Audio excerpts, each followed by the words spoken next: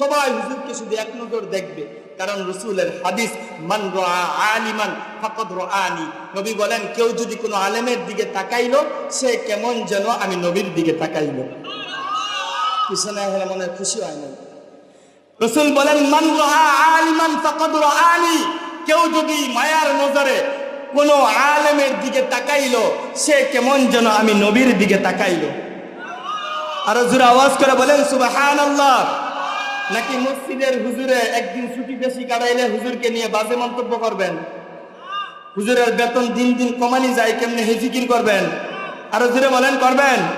হুজুরের একদিন নামাজে ভুল হয়ে গেলে হুজুরের বাইরে গীবত করে করে বেড়াইবেন না, হুজুরকে মহব্বত করবেন। দেখেন, এই মসজিদের ইমাম সাহেবেই, এই মসজিদের খতিব সাহেবেই আপনার মৃত্যুর পরে যখনই সংবাদটা শুনে মাইকে এসে ডাক দিয়ে বলে, আরে হাজী সাহেব দুনিয়াতে নাই।